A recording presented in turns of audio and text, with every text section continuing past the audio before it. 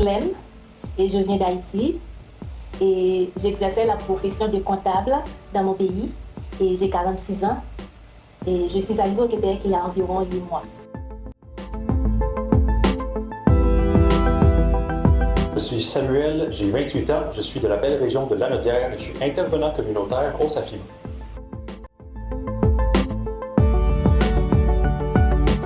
J'ai laissé beaucoup de choses qui me tiennent à cœur derrière moi.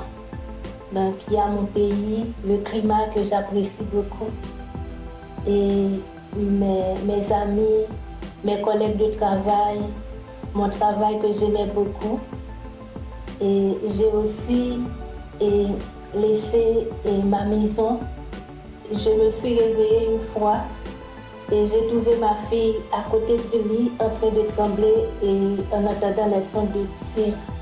Donc je me suis dit que c'est l'heure de partir parce que je cherche un avenir meilleur pour ma fille.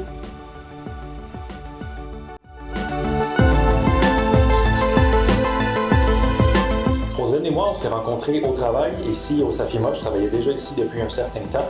Puis Roselaine s'est jointe à l'équipe pendant un remplacement lors du départ de nos collègues à la réception. Je suis venue au SAFIMA et j'ai rencontré un homme, vraiment un homme exceptionnel qui m'a vraiment remis sur et qui m'a vraiment donné confiance que j'étais entre de bonnes mains ici et que j'étais bien accueillie.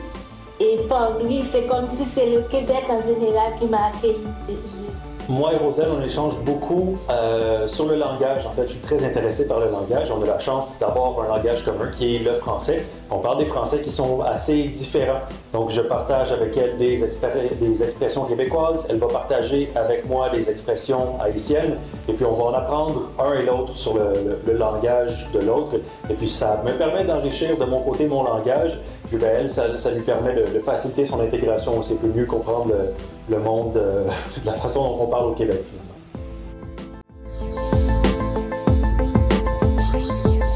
La solidarité, pour moi, je pense que ça commence par être disponible et physiquement et mentalement, pouvoir être là pour l'autre lorsqu'il ou elle en a besoin. Et c'est d'avoir une compassion, une compréhension de la situation de l'autre et de pouvoir se serrer les coudes avec cette personne. Ce que je voudrais dire aux Québécois et aux Québécoises, c'est de nous laisser, nous les réfugiés, nous les immigrants, d'apporter notre contribution à la construction de la société québécoise.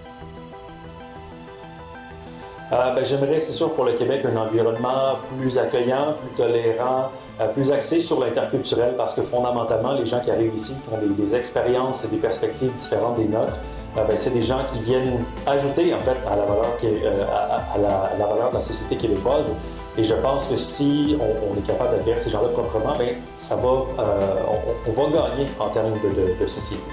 Et puis, fondamentalement aussi, j'espère que éventuellement, c'est un grand rêve, mais j'espère qu'éventuellement on va se trouver dans une situation où plus personne n'aura besoin de demander l'asile, ça va être la paix partout, tout le monde va être confortable et va pouvoir en fait voyager pour d'autres raisons que par la force.